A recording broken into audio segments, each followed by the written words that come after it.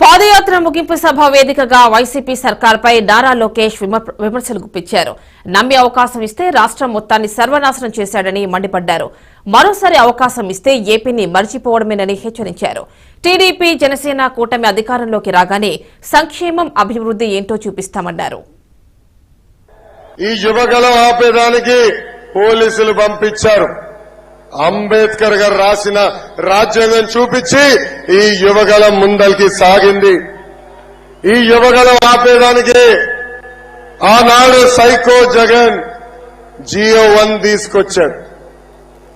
ఆ రోజే చెప్పా, GO1 మడిచి ఎక్కడ పెట్టుకుంటావో పెట్టుకో, ఈ లోకేష్ తగ్గేదే లేదు.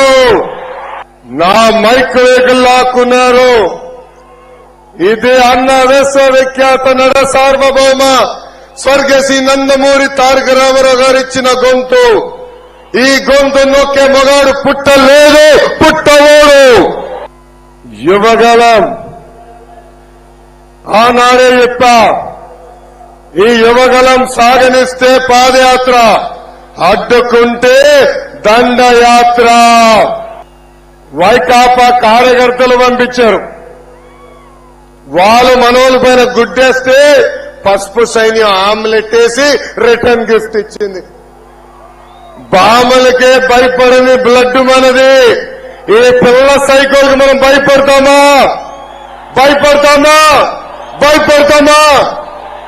భయం మన బ్లడ్ లోనే లేదు బ్రదర్. జగన్ది రాజారెడ్డి రాజ్యాంగం పొగరు, మీ లోకేష్ ది అంబేద్కర్ రాసిన రాజ్యాంగం పౌరుషం. ఒక పక్కన యువగలం, ఇంకో పక్కన భవిష్యత్తు గ్యారంటీ. అదేవిధంగా వారాహి యాత్ర వల్ల వైకాపా ఫ్యాన్ కి ఊక్కబట్టింది. చాలా ఇబ్బంది పడ్డారు. చంద్రబాబు గారిని చూస్తే జగన్ భయపడతాడు, పవన్ చూస్తే జగన్ భయపడతాడు, మీ లోకేష్ ని చూస్తే జగన్ భయపడతాడు. పేదలకి పెత్తందారు మధ్యన యుద్ధం అంటున్నాడు. 1,00,000 కోట్ల ప్రజాధనాన్ని లూటీ చేసిన వాడు పేదవాడవుతాడా? 1,00,000 రూపాయలు విలువైన చెప్పులు వేసుకుని తిరిగేవాడు పేదవాడవుతాడా? 1,000 రూపాయలు వాటర్ బాటిల్ తాగేవాడు పేదవాడవుతాడా? సొంత పేపర్, సొంత ఛానల్, ప్యాలెస్ ఉన్నవాడు పేదవాడు అవుతాడా అని ప్రజలందరినీ ఆలోచించమంటున్నా. జరగబోయేది జగన్ అహంకారానికి ప్రజల ఆత్మ గౌరవం మధ్యన యుద్ధం.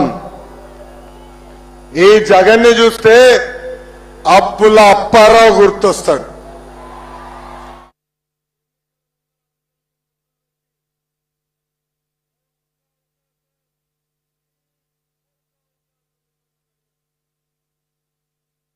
ఆశీర్వదించారు, ముఖ్యమంత్రి చేశారు. ఈ రోజు 12 లక్షల కోట్ల రూపాయలు అప్పు చేశారు. ఆ అప్పుకి అయ్యే పన్ను ప్రతి సంవత్సరం 1,00,000 కోట్ల రూపాయలు.